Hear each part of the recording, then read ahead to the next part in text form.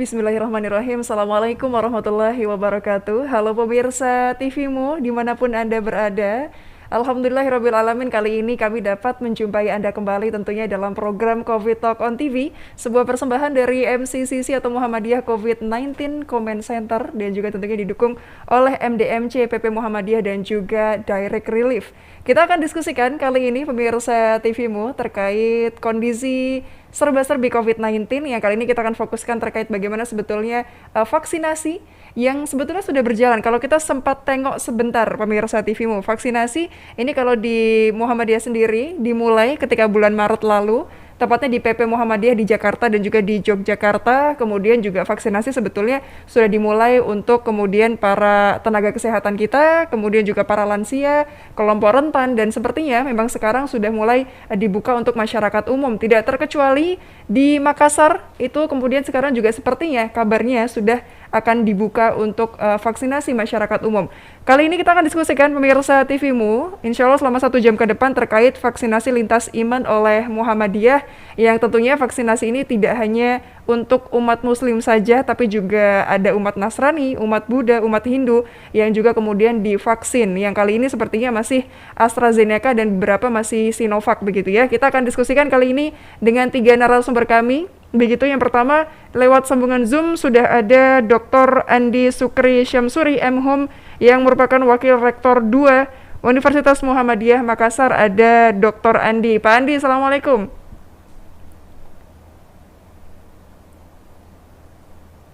Oke, Waalaikumsalam warahmatullahi wabarakatuh. siap. Pak Andi, kabar sehat ya? Alhamdulillah baik. Alhamdulillah baik. Ini walaupun sedang OTW ya Pak Andis tadi ya, katanya kembali ke mana? Rumah sakit ya Pak Andis ya? Oke, sepertinya Ini koneksinya. putus-putus. Iya, betul betul. Koneksinya agak kurang stabil Pak Andis, tapi nanti semoga semakin membaik koneksi kita ya antara Yogyakarta dan di Makassar Ya. sana. Kita sapa dulu Pak Andis. Berikutnya ada lagi narasumber kami dari MCCC PPM gitu ya, Pembinaan Pusat Muhammadiyah, Koordinator RSMA. Kita sapa Dr. Ekorini Listiawati MMR. Assalamualaikum Dr. Ekorini. Waalaikumsalam warahmatullahi wabarakatuh. Assalamualaikum Pak Andi Sukri, Pak Agus Salim, Mbak siapa ya Waalaikumsalam. Siap saya dengan lupa namanya. iya dengan Mbak Konita ya Dok ya. Yang Mbak Konita Iya, ya. siap. Kabar Terima sehat? kasih, sehat Alhamdulillah. selalu. Ye. Nggih, siap. Harus sehat karena ini cerah kuning-kuning, Dok. Jadi harus semangat Iya, juga. sehat Siap. dan tangguh. Ah, sehat dan tangguh. Posisi di mana Dokter Ekor ini sekarang? Saya di Jogja posisi Mhm. harusnya mendampingi Pak Andi di Makassar, tapi karena Jogja juga sedang meningkat cukup tinggi, dengan sangat terpaksa saya mohon maaf ini kepada Pak Andi tidak bisa hadir di Makassar. Iya Bu Dokter. Nggak apa-apa, walaupun jauh di jarak, dekat di hati, insya Allah ya Dokter Ekor Insya ini Allah. dan Pak Andis. Siap. Berikutnya, apakah sudah terhubung ini satu lagi ada Pak Agus Salim? Pak Agus, Assalamualaikum. Sudah terhubungkah? Oke, sepertinya masih menunggu terhubung koneksinya dengan baik ya. Pak Agus Salim, Assalamualaikum. Baik, sambil menunggu. Ya, Waalaikumsalam, Oke, siap. siap. Masih di jalan ini, Bu. Oke, masih di jalan sama Iya. seperti Pak Andis tadi ya. Pak Agus Salim, SKM MKes, ini Kepala Seksi Imunisasi Bidang P2P Dinkes Provinsi Sulawesi Selatan. Kabar sehat Pak Agus? Kabar Ya, sehat. sehat. Alhamdulillah. Oke, siap. Alhamdulillah. Ini koneksinya walaupun agak ini ya terkendala nih, Makassar Jogja. Insya Allah semoga segera aman. Kita mulai dulu dari Yogyakarta dulu, dari Dokter Ekor ini. Ini sebetulnya terkait tema kita hari ini, Dok. Ada vaksinasi lintas iman oleh Muhammadiyah. Ini sebetulnya kenapa ini menjadi begitu penting, Dokter Ekor ini? Karena kan yang divaksin tidak hanya umat Muslim saja, tapi juga agama-agama lainnya. Ya, terima kasih Mbak Konita, selalu sehat selalu ya. Amin. Vaksinasi ini bersifat universal ya. Jadi tidak hanya diperuntukkan tidak hanya golongan tertentu saja, tidak hanya umat tertentu saja, tidak hanya ras tertentu saja. Jadi bersifat universal. Itu yang pertama. Kemudian yang kedua, tujuan kita melakukan vaksinasi itu adalah mencapai herd immunity, di mana harus dilakukan secara kolektif. Jadi ini merupakan ikhtiar kolektif untuk mendapatkan sebagian besar masyarakat itu tervaksinasi sehingga herd immunity itu tercapai, imunitas di masyarakat ini tercapai. Kalau kita melakukan pemilah-milahan misalnya hanya Islam saja atau yang lainnya saja kayak gitu ya, itu apa yang menjadi tujuan tadi itu jelas tidak tercapai. Jadi mungkin karena vaksinasi ini adalah humanity, equal, kita mempunyai hak yang sama dan kita mempunyai tidak hanya hak tapi juga kewajiban yang sama untuk bersama-sama bagaimana negara ini mampu menghadapi pandemi. Itu mungkin Mbak Konita, saya kembalikan. Oke, baik. Artinya ini universal begitu ya, Dokter Eko ini ya. Lintas Betul, agama pun Mbak, juga. universal, tidak memandang ras, suku, agama. Baik, baik. Sebelum kita beralih ke Makassar ini, Dokter Eko ini mungkin bisa digambarkan juga terkait situasi vaksin. Ini kan sudah jalan lumayan lama ya, beberapa bulan belakangan ini vaksin. Tapi sampai sekarang pun juga ada yang masih takut, dokter, untuk divaksin dan ada yang tidak mau juga divaksin walaupun juga sudah ramai yang mau divaksin. Ini mungkin seperti apa kondisi di lapangannya, Dok? Ya, vaksinasi saat ini, saya melihat data yang kemarin ya, vaksinasi di situasi di Indonesia mencapai hampir 13 juta untuk sampai yang kemarin ya. Mungkin nanti Pak Agus Salim lebih memahami ini karena beliau di bagian imunisasi ya. Yeah. Itu pasti saya yakin lebih data beliau lebih valid daripada yang saya ada di saya, tapi di atas 13 juta jiwa yang sudah divaksin untuk vaksin yang kedua. Untuk vaksin yang pertama bisa jadi itu 2 kali lipatnya, mungkin 25 juta yang dilakukan. Dan Muhammadiyah itu berusaha berperan bersama dengan pemerintah. Jadi terima kasih Pak Agus Salim yang dari Kementerian Kesehatan ya, ini dari jajaran Kementerian Kesehatan. Kita bekerja sama dengan Kementerian Kesehatan bagaimana mengelola vaksinasi ini. Sampai saat ini di Rumah Sakit Muhammadiyah Aisyah sampai data awal November lalu itu yang dilakukan di Rumah Sakit Muhammadiyah Aisyah mencapai 105.000 jiwa yang divaksin. Nah, untuk yang vaksinasi massal yang kita lakukan massal di perguruan tinggi Muhammadiyah Aisyah atau Muhammadiyah yang lain itu mencapai awal pertengahan Juni lalu mencapai 25.000. Nah, belum ditambah yang Makassar ini 2.000 sasaran vaksin dan masih menunggu perguruan tinggi Muhammadiyah Aisyah yang lainnya. Kira-kira demikian Mbak Konita untuk kondisi vaksinasi saat ini. Siap, gambarannya seperti itu ya Dokter Eko ini ya. Kita coba sekarang terbang ke Sulawesi Selatan ini dari Dinkesnya. Pak Agus, bisa terhubung audionya dengan baik Pak? Oke, masih. Ya, silakan Bu. Oke, ya. siap, alhamdulillah. Ya, baik. Siap, Pak Agus, mungkin bisa digambarkan kepada pemirsa TV-mu ini sebetulnya kalau di sana kondisinya, zonanya ini seperti apa, distribusinya, kemudian juga sudah berapa yang divaksin, Pak Agus? Baik, terima kasih TV-mu yang telah menyelenggarakan kegiatan seperti ini. Ini sebetulnya sangat baik sekali dalam situasi pandemi seperti sekarang. Sudah dibatasi, dilarang ketawa, masker. Kalau misalnya keluar ada sesuatu ya yang ketinggalan kalau tidak pakai masker. Dulu kan kalau misalnya kita keluar pakai masker ada yang ganjil, tapi sekarang terbalik. Ketika kita keluar ada kayaknya ketinggalan tidak pakai masker, tidak pakai hand sanitizer dan lain sebagainya. Baik, yang terkait dengan pelaksanaan vaksinasi di Sulsel sampai sekarang ini tetap berlangsung.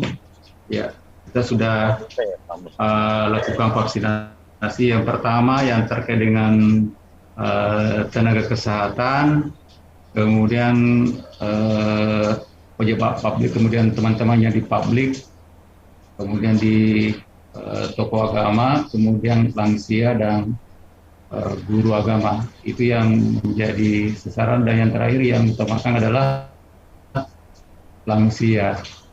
Seperti itu. Oke, totalnya Pak Agus mungkin bisa disampaikan secara jumlah? Halo. Sebetulnya untuk vaksin, kalau kita lihat secara nasional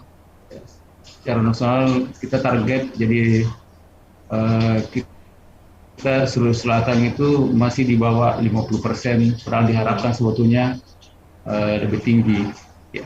Artinya apa? Dengan capaian kita, tapi selama 2-3 hari ini kita akan pacu ya, karena teman-teman untuk mendukung percepatan pelaksanaan vaksinasi terkait dengan Hari Bayangkara 1 Juli 2021 itu kita harapkan capaian untuk vaksinasi di Sulawesi Selatan akan lebih baik lagi. Ya, mudah-mudahan setelah awal Juli kita kelihatan sebentar garisnya, posisi kita seperti apa. Yang jelas kita harapkan seperti itu. Oke. Tapi kalau zonanya, Pak Agus, sebetulnya kalau di Sulawesi Selatan ini memang amankah, merahkah? Karena kalau kita lihat di beberapa daerah, kalau di Jawa ya, Kudus, Pati, bahkan Jogja, beberapa kabupaten juga kemudian cukup tinggi. Kalau di sana seperti apa kondisinya, Pak Agus? Baik, sebelum ada sebetulnya 2 hal yang kita lakukan yang terkait dengan yang pertama adalah terkait dengan vaksinnya. Kalau kegiatan vaksinasi COVID di Sulawesi Selatan sebetulnya, ya untuk tenaga kesehatan yang terkait dengan dosis 1 itu sudah mencapai sekitar 122,23%. Artinya apa? Dari target itu sudah melampaui sebetulnya untuk dosis 1, karena sekarang kan ada 2 dosis 1 dan dosis 2. Jadi sekitar 58 ribuan orang divaksin, yang targetnya kan di bawah itu. Makanya capaiannya 122% lebih. Kemudian untuk dosis 2 itu sudah 114%. Jadi harusnya sebetulnya sebanding antara dosis 1 dan dosis 2. Kemudian untuk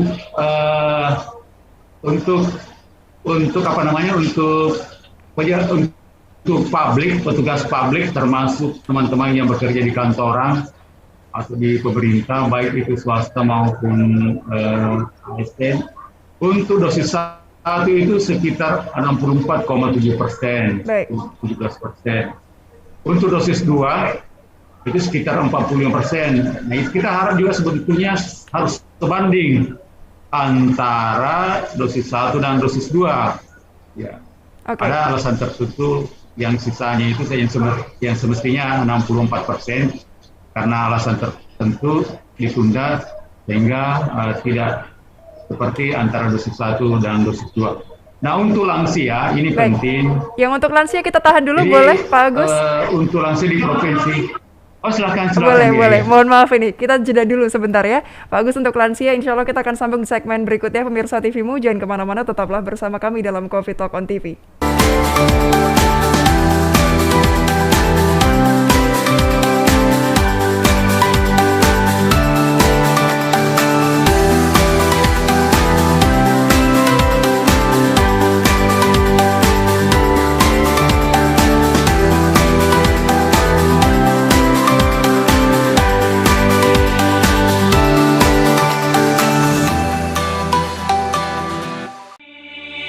Covid Talk, diskusi seru yang membahas berbagai kajian seputar COVID-19 dari berbagai sisi. Menghadirkan narasumber-narasumber yang berkompeten di bidangnya. Covid Talk hadir memberikan informasi mencerahkan dengan pembahasan tema-tema menarik. Simak terus ya Covid Talk persembahan Muhammadiyah COVID-19 Comment Center, live di akun-akun resmi Muhammadiyah COVID-19 Comment Center.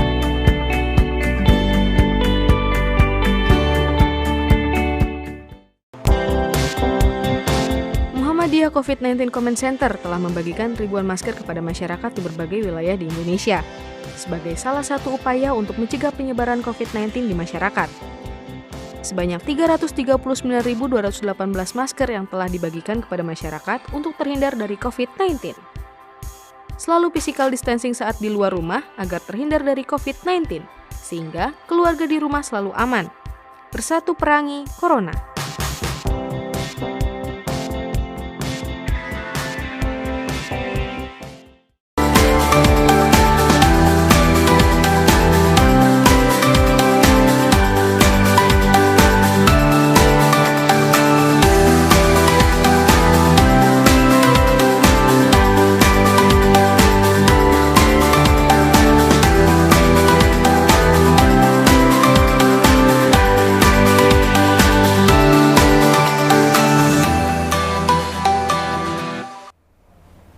Berbicara terkait pandemi COVID-19, pemirsa TVmu, ini bukan perkara umat muslim saja, tapi juga lintas agama. Ini juga kemudian punya tanggung jawab yang sama untuk memberantas COVID-19, tentunya dimulai dari diri kita sendiri. Tadi sudah sempat disampaikan salah satu upayanya adalah dengan vaksinasi yang sudah dimulai dan masih berlangsung.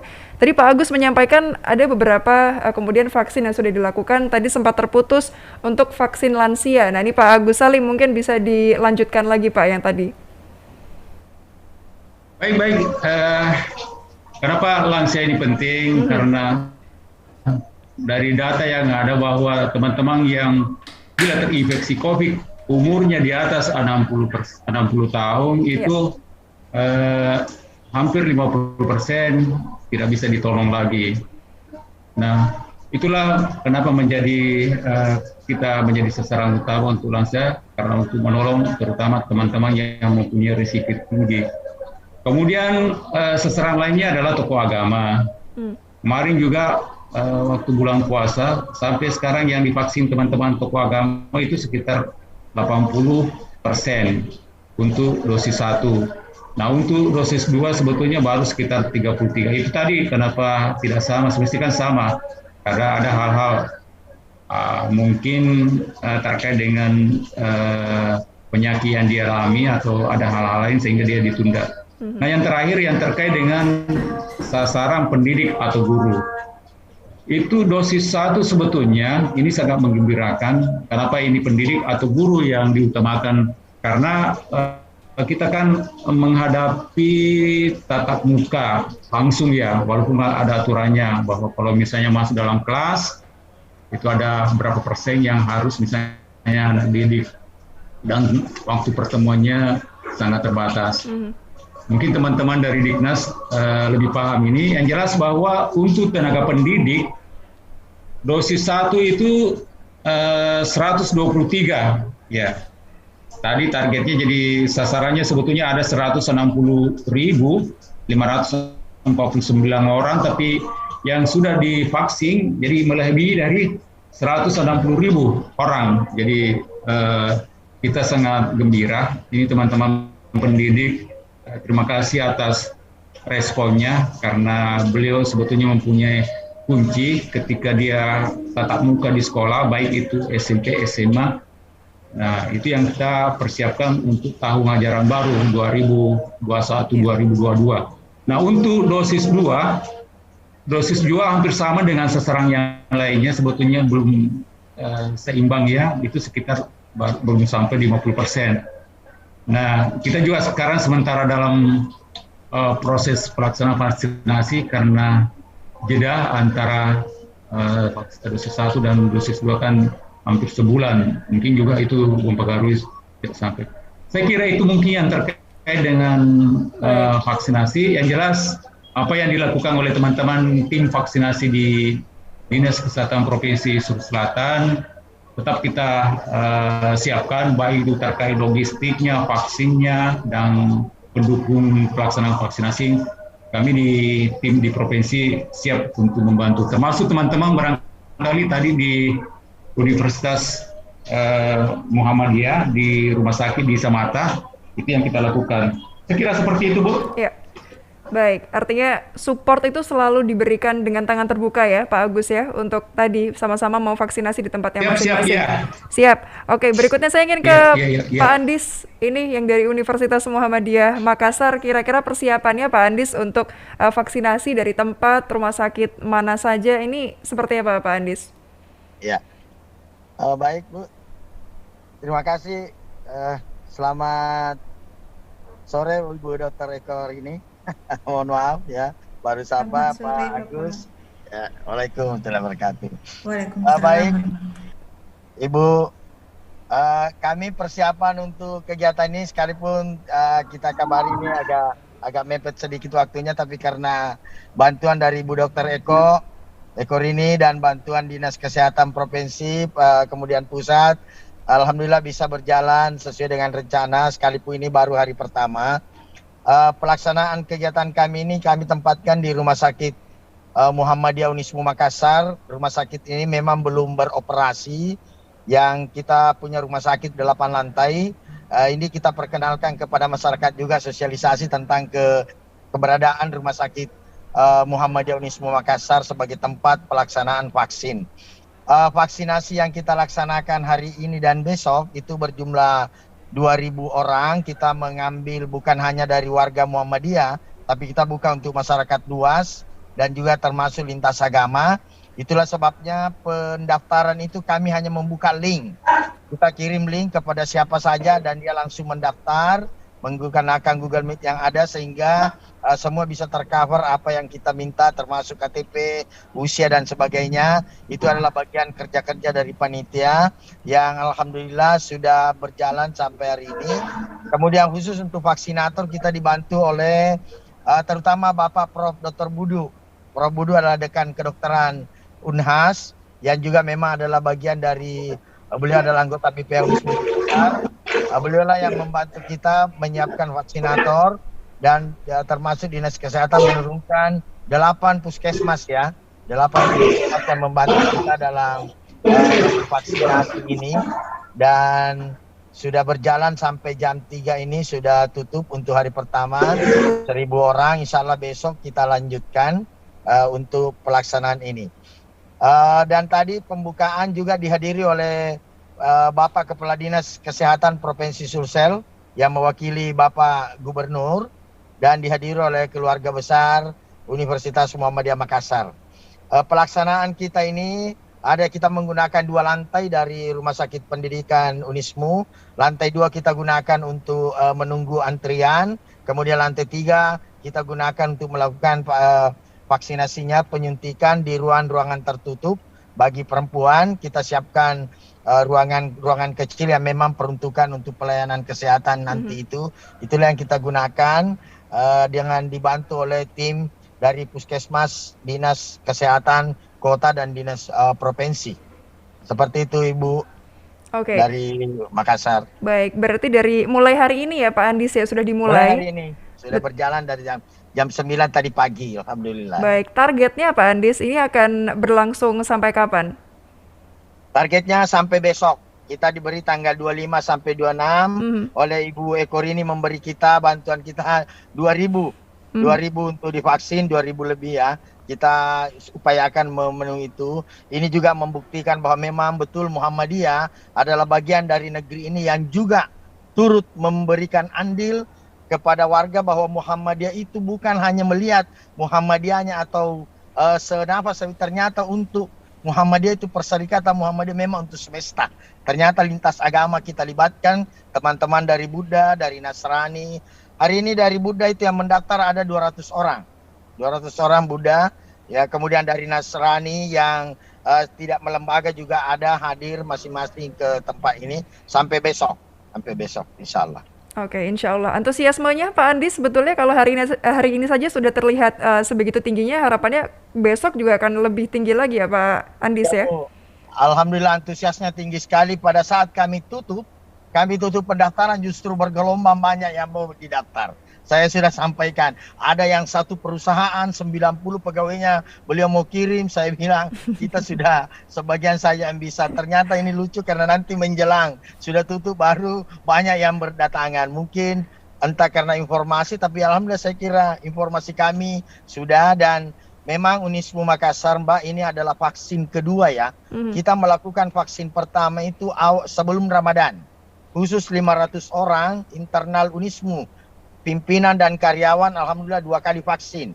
Kita tempatkan dalam kampus itu sebanyak 500 orang, Bu, sebelum Ramadan, dan vaksin keduanya pada saat minggu pertama Ramadan. Jadi ini sesungguhnya kegiatan kedua, tapi ini alhamdulillah karena vaksinnya 2.000. Kalau kemarin hanya 500 orang, semua banyak dibantu oleh Bapak Prof. Budu sebagai senior kita di Universitas Muhammadiyah Makassar. Iya, Mbak. Oke, baik. Sudah masuk ke gelombang kedua gitu ya Pak Andis, dan lebih Gelombang banyak. kedua, alhamdulillah. Alhamdulillah, lebih banyak kuotanya dan juga lebih ramai lagi peminatnya gitu ya Pak Andis Oh ya. iya, antusiasme ini Bu, Siap. antri sekalipun memang kita mengelompokkan 1 jam, 120 1 jam, supaya kita menghindari jangan ada kerumunan. Begitu juga petunjuk dari Ibu Dr. Eko dengan Ibu Dr. Umi dari Jakarta, kita mendatangkan mereka per jam, supaya jangan banyak bergerombol dan menghindari banyak bercakap lah. Baik. Artinya juga berupa ikhtiar gitu ya Pak Andis untuk tadi menghindari kerumunan, bagian dari protokol kesehatan kita. Kita Betul tahan dulu. sekali, Bu. Siap, kita tahan dulu Pak Andis, Dr. Eko Rini Ya. dan juga Pak Agus Salim. Insya Allah kita akan lanjut di segmen ketiga nanti. Pemirsa TV-mu jangan kemana-mana, tetaplah bersama kami dalam Covid Talk on TV. Kami akan segera kembali.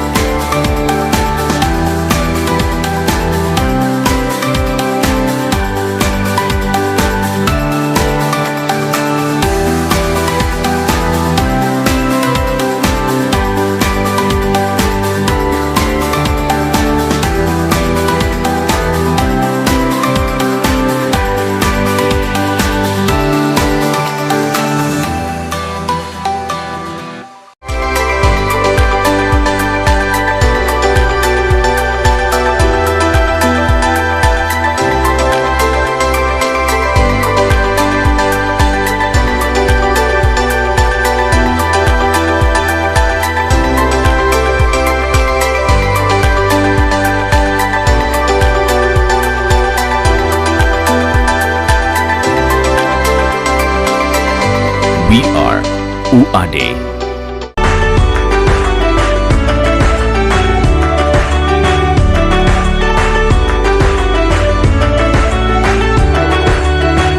Dampak COVID-19 terasa jelas di sektor ekonomi, terutama kebutuhan pangan masyarakat.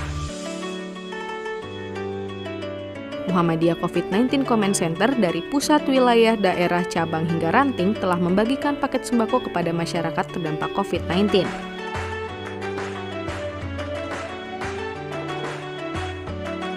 Muhammadiyah mentargetkan ada 1 juta paket sembako hingga akhir tahun. Sampai saat ini, 397.317 paket sembako senilai lebih dari 39 miliar rupiah yang telah dibagikan kepada masyarakat di seluruh wilayah di Indonesia.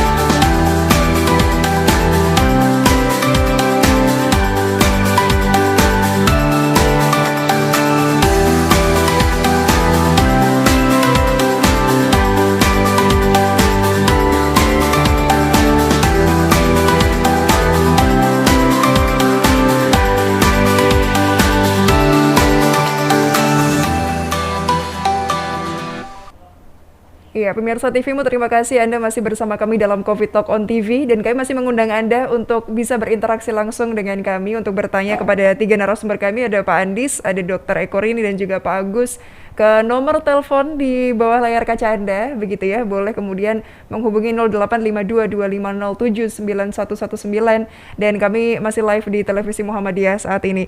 Saya ingin ke Dr. Eko Rini. Dok, sebetulnya melihat kondisi sekarang ya, lonjakan kalau kata orang masuk gelombang kedua COVID-19 di Indonesia. Ini sebetulnya melihat angka yang naik lagi ini memang kemudian semakin butuh untuk vaksinnya semakin digencarkan lagi, atau seperti apa ini?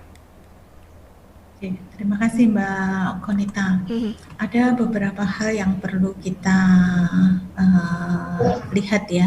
Jadi dalam menghadapi pandemi ini ada upaya kita yang bersifat promotif, preventif, pencegahan dan peningkatan kesehatan. Kemudian ada upaya kita dalam hal kuratif atau pengobatan. Kalau ini sakit terinfeksi, tentu saja kita lebih mengedepankan kuratifnya. Namun kita tidak hanya harus fokus pada kuratif saja, pengobatan, tanpa melakukan pencegahan dan peningkatan kesehatan tadi, promotif, preventif. Nah, upaya apa yang kita lakukan? Satu adalah tetap menjalankan protokol kesehatan yang kita kenal dengan 5M sebutnya. Kemudian yang kedua adalah vaksinasi. Jadi semua ini merupakan upaya kita untuk menghadapi pandemi, tidak hanya satu fokus saja, tapi upaya promotif, preventif, dan juga kuratif.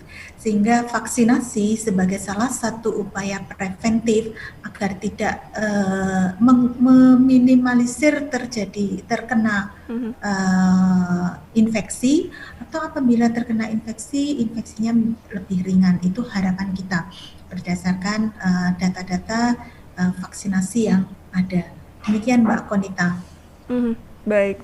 Artinya ini bukan sebagai satu-satunya solusi kemudian langsung bebas dari prokes, bukan gitu ya Dok ya? Tapi ini salah satu usahanya begitu untuk meminimalisir. Jadi tetap dua-duanya harus kita lakukan, mengikuti vaksinasi dan protokol kesehatan harus tetap kita jalankan. Siap. Baik, Dokter Eko ini tapi yang menarik yang kita juga terkadang kita temukan di sebagian masyarakat kita adalah tadi prokesnya masih kurang gitu ya, menganggap ini sudah angin lalu, kemudian juga tidak mau divaksin, dan ada hal-hal yang mungkin juga ini menjadi pelanggaran prokes kita begitu. Ini mungkin ada satu teguran barangkali atau satu pesan untuk yang seperti ini seperti apa Dokter Eko ini?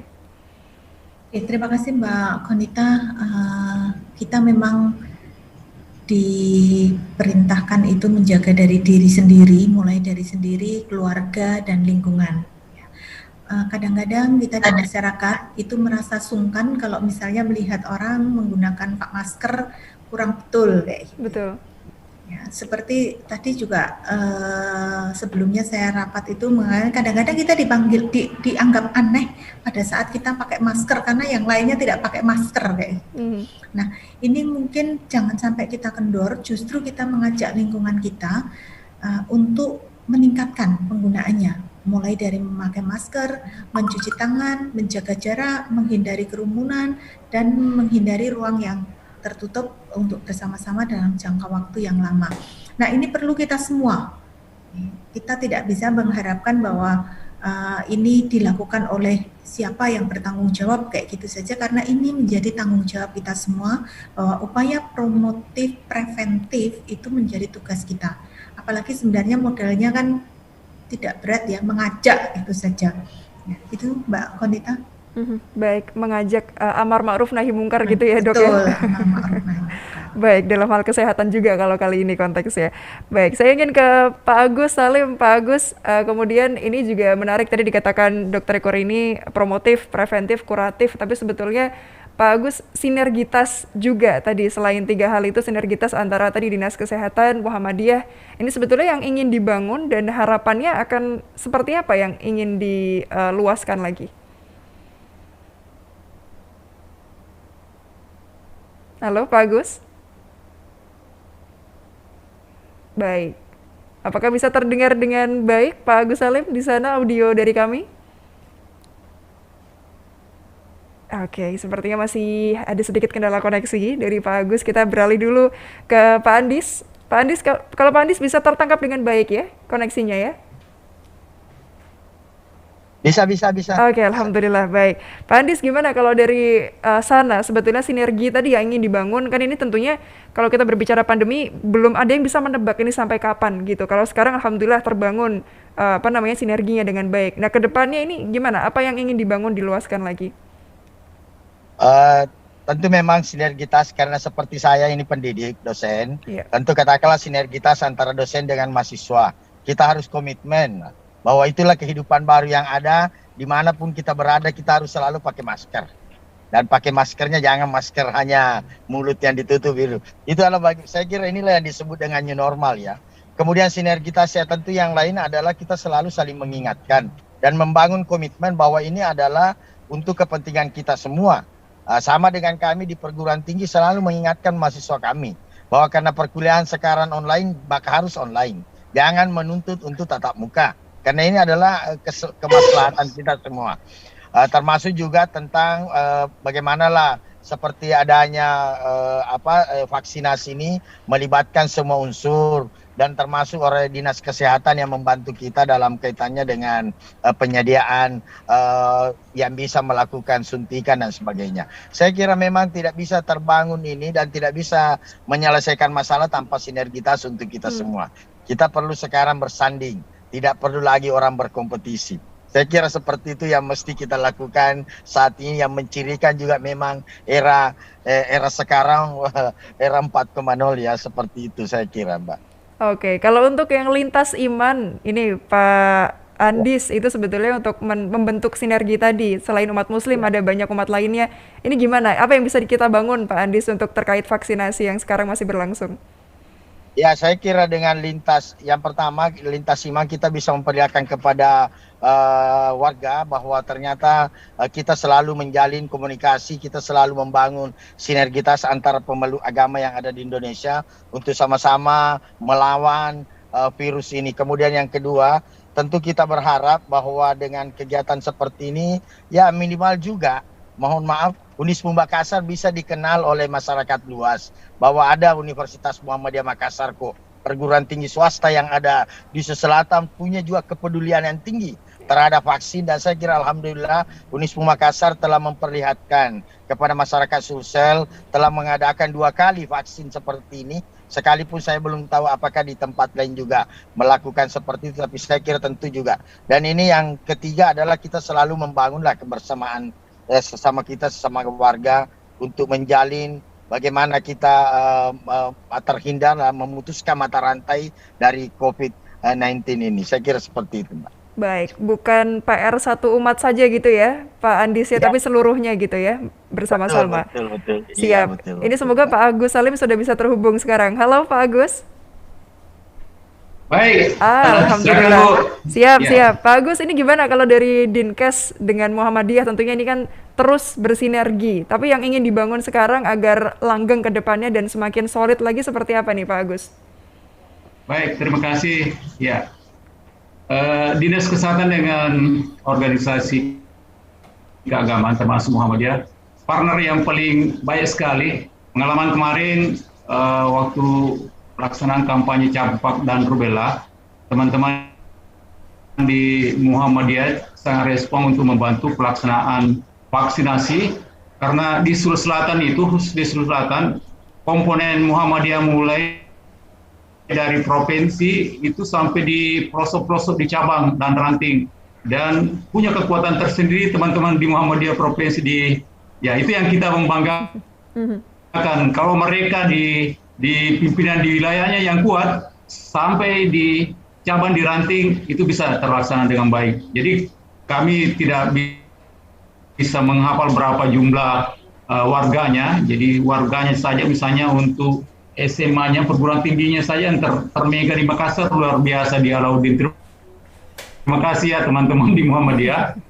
Kemudian SMA-nya, jadi hampir semua kabupaten ada, sampai di kecamatan juga SMA ada. Belum lagi yang SMP-nya, jadi ibtidaiyah, sanawiyahnya, sampai PAUD untuk teman-teman Muhammadiyah luar biasa. Jadi mungkin kekuatan tersendiri.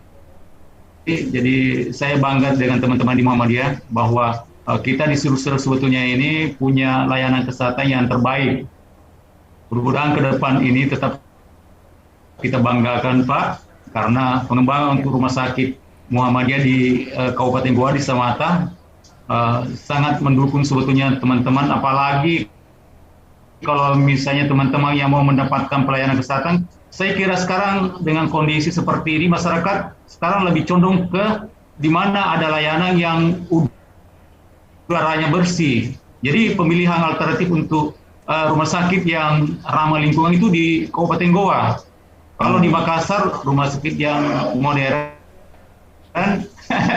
ada, tapi yang secara alami ya, apalagi di Samata itu bukit-bukit, kemudian dekat dengan danau, kemudian di sana ada bendungan Bili-Bili, itu yang membuat mungkin belum diobati sudah merasa sembuh, saya kira seperti itu ya.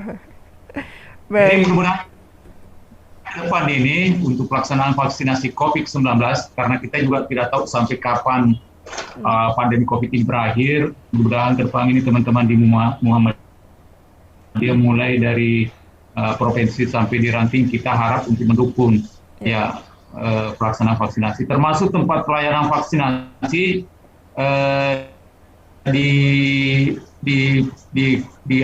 provinsi kita juga, di dinas kesehatan antara teman-teman dengan Muhammadiyah kita latih teman-teman yang bertugas di layanan di rumah sakit seperti itu. Nah, kedepannya juga ini kalau misalnya masih ada layanan yang harus kita dukung karena terkait dengan pelayanan vaksinasi COVID, ada juga standarnya.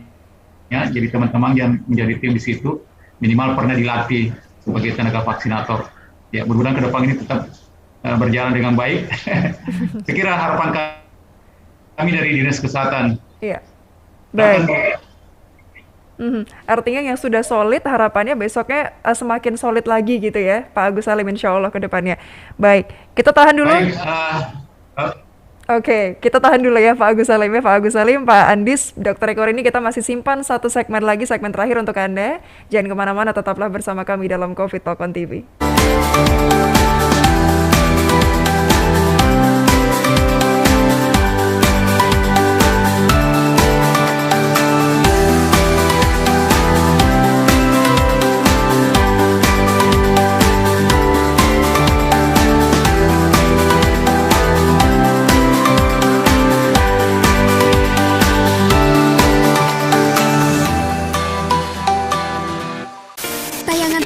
Anda bermasalah atau kurang jernih? Sudah saatnya Anda mengganti antena UHF Anda dengan decoder Cavision Cartens. Selain harga terjangkau dan tayangan yang jernih, Anda dapat menyaksikan puluhan channel nasional dan internasional gratis selamanya. Anda juga dapat menyaksikan tayangan olahraga dunia. Tunggu apa lagi? Ganti sekarang juga. Cavision on terus. Rumah sakit menjadi garda terdepan dalam penanggulangan COVID-19 dan dapat juga menjadi benteng terakhir. Maka dari itu, Rumah Sakit Muhammadiyah Aisyah siap menjadi rumah sakit yang melayani pasien COVID-19 dengan dukungan fasilitas yang optimal. Saat ini, telah ada 77 Rumah Sakit Muhammadiyah Aisyah yang membantu dalam penanganan COVID-19. Bahkan, tidak hanya itu, Muhammadiyah juga mewujudkan rumah sakit darurat untuk penanganan COVID-19. Ikhtiar ini sebagai wujud Muhammadiyah dalam membantu pemerintah memerangi COVID-19. Bersatu perangi Corona.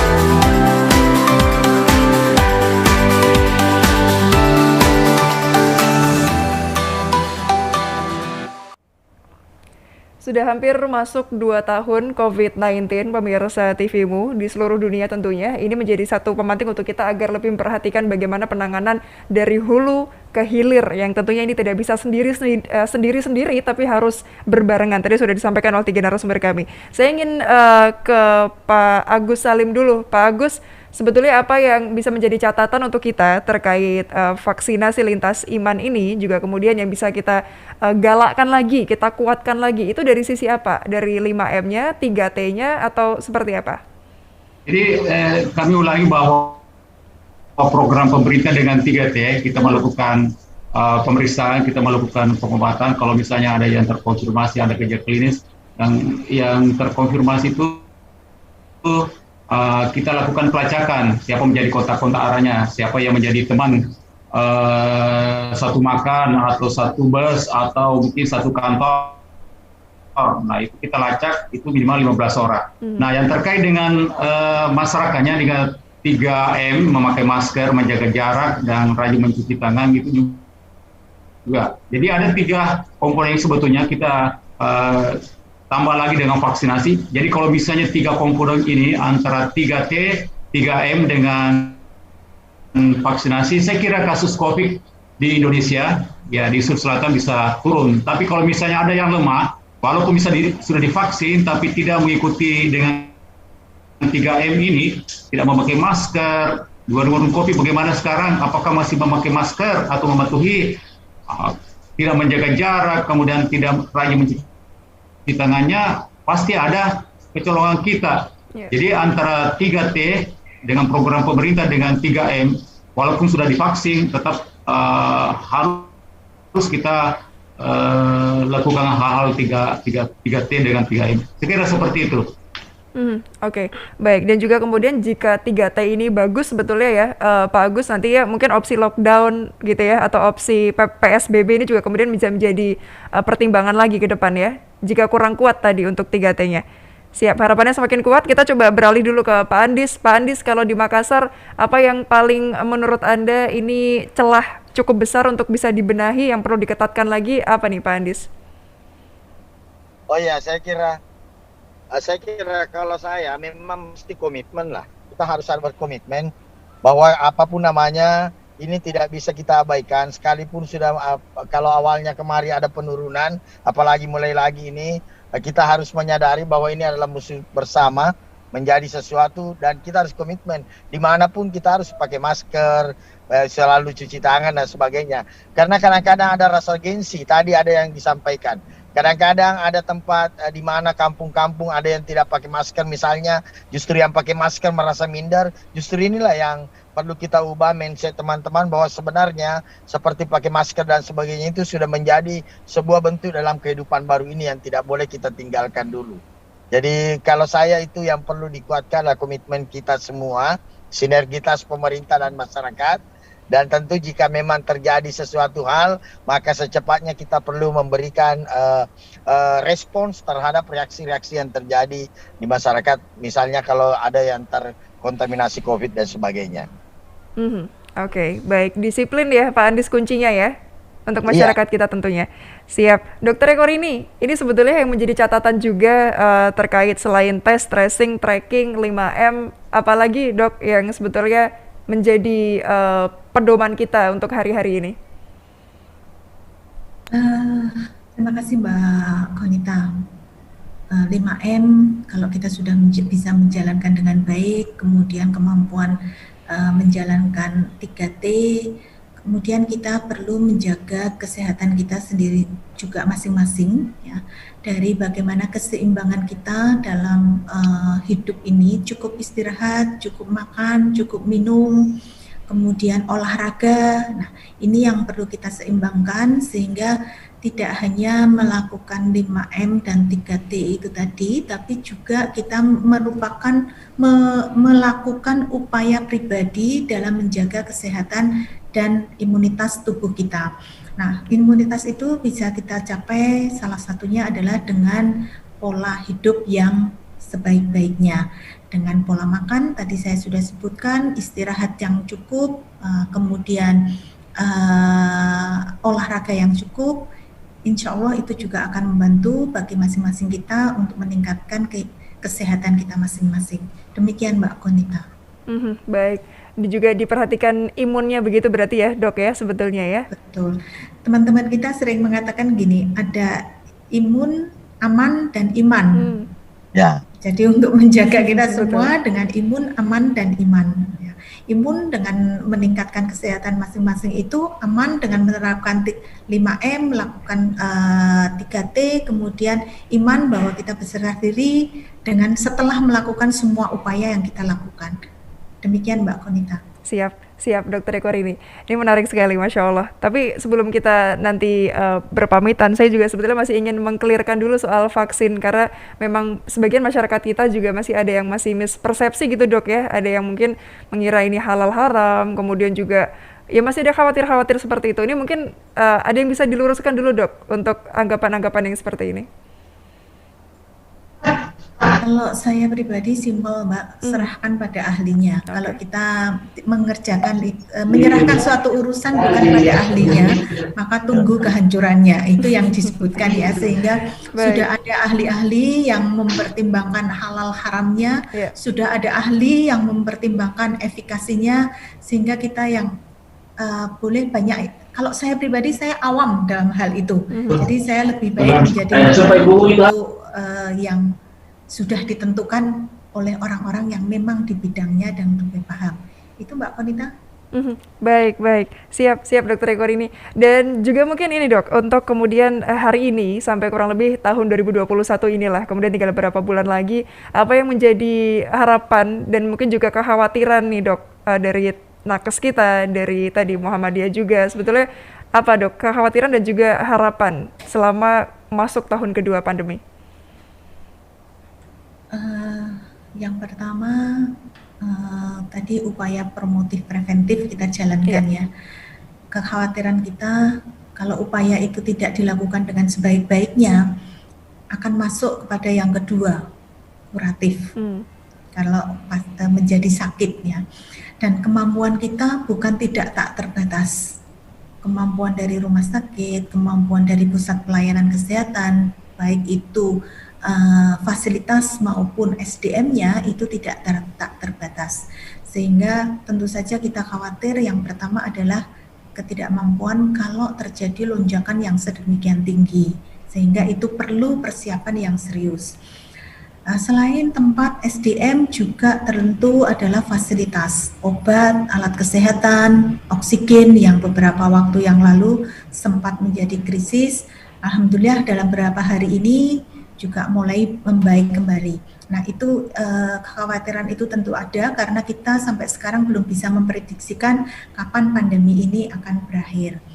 Nah, namun kita juga berharap dengan kesadaran masyarakat dan tidak lelahnya kita melakukan kampanye untuk protokol kesehatan dengan sebaik-baiknya, kita berharap kasus ini yang melonjakan ini menjadi pembelajaran bagi semua. Mengambil hikmah dari apa yang terjadi sehingga kita semakin tertib dalam melakukan protokol kesehatan, semakin menjaga kesehatan, meningkatkan imun, aman, dan iman tadi dengan harapan pandemi ini segera berlalu. Demikian Mbak Konita. Siap Dokter. Iman, aman, imun juga gitu ya untuk kemudian menjaga kesehatan kita bersama-sama. Terakhir, saya ingin ke Pak Agus. Ini mungkin ada pesan untuk lapisan masyarakat di Sulawesi Selatan spesifiknya, singkat saja, dan juga untuk luasnya secara nasional, Pak Agus, silakan. Baik, kami harap sebetulnya apa yang terjadi di wilayah kita tetap pertahankan. Ya, mudah-mudahan dari hasil pemetaan zonasi. Ya, dari hasil pemetaan zonasi kita sebetulnya seperti ada kuning, ada oranye, ada hijau. Jadi tetap kita pertahankan, mudah-mudahan tidak sampai merah. Dan kita sangat berharap sekali mudah-mudahan hijau semua. Tapi kita juga tidak boleh pungkiri bahwa di warga masyarakat Sulawesi Selatan itu adalah warga perantau. Jadi apalagi di menjelang Idul Adha, jadi teman-teman dari luar itu melalui pintu masuk negara, kita harapkan sebetulnya selektif betul pada pintu masuk. Kalau misalnya mempunyai gejala dan lain sebagainya, mungkin lebih bagus dia menyampaikan bahwa seperti inilah saya, sehingga ketika ketemu keluarganya itu sudah aman, walaupun misalnya sudah dilakukan misalnya swab test atau dengan pemeriksaan rapid test antigen, tapi kita tidak tahu dalam perjalanan masuk di Makassar, apakah dalam pesawat atau mungkin dalam bus, mungkin terinfeksi di situ. Nah, oleh karena itu kami harap teman-teman atau warga Sulawesi Selatan tetap mengikuti protokol kesehatan. Kalau misalnya dari jauh, ya harus mencuci tangan, dan kalau perlu sebetulnya harus semua pakaiannya dilepas, kemudian diganti dengan pakaian yang baru. Jangan sampai misalnya pakaian yang dipakai dari luar itu juga dipakai dalam rumahnya. Kita tidak tahu apakah pakaian yang di luar itu ada misalnya percikan, droplet atau sehingga ada virus di situ. Makanya kami harap bahwa sebetulnya kembali lagi ke kebersihan diri ya, kebersihan diri. Saya kira seperti itu, tetap mengikuti protokol kesehatan, dan kami harap teman-teman atau warga atau keluarga kami di Sulawesi Selatan kadang yang seperti pakai masker dan lain sebagainya itu bukan lagi menjadi keharusan, dianggap biasa. Kami melihat pesta-pesta, acara pernikahan atau acara agama di Sulawesi Selatan atau mungkin di warung kopi dan lain sebagainya, kadang memakai masker ini tidak dilakukan. Nah, oleh karena itu kami juga di wilayah Sulawesi Selatan ada namanya PPKM Mikro, itu pembatasan untuk berskala untuk mikro, terutama di desa. Kita dorong, jadi kalau misalnya ada kerumunan atau ada acara agama dan lain sebagainya, jadi teman-teman yang bertugas di PPKM Mikro ini, misalnya TNI, kemudian dari polisi, itu akan memberikan himbauan agar tetap memakai masker. Nah, kalau ini kita lakukan dengan ketat, dengan disiplin, saya kira angka COVID kita akan turun. Tapi kalau misalnya tidak, walaupun sudah divaksin, angka kita misalnya di atas 70%, kami khawatir karena yang harus kita jaga adalah yang pintu masuknya ke dalam tubuh, apakah melalui mulut atau hidung seperti itu atau mata. Nah, kalau kita jaga ini, saya kira kita mungkin tidak terhindar. Tapi kalau misalnya kita lama tidak disiplin, ya hancur. Kita sudah melakukan vaksinasi, tapi kalau misalnya tetap dilakukan, itu yang tidak bisa saya bayangkan. Kasihan teman-teman yang di layanan di Rumah Sakit Muhammadiyah, teman-teman yang di lain itu, ya. Tapi kami harap teman-teman melalui mungkin teman-teman yang di mahasiswa Muhammadiyah tetap melakukan advokasi, sosialisasi. Ini yang paling sederhana sebetulnya, pemakaian masker dengan cuci tangan. Saya kira seperti itu. Baik. Baik, terima kasih Pak Agus. Ini kemudian juga memang menjadi pemantik untuk kita agar lebih disiplin lagi, apalagi yang punya hajatan gitu Pak Agus ya. Ini harus lebih diperhatikan lagi protokol kesehatannya. Terima kasih banyak Pak Agus, Dr. Eko Roni, dan juga Pak Andis atas informasinya, waktunya. Salam sehat semuanya.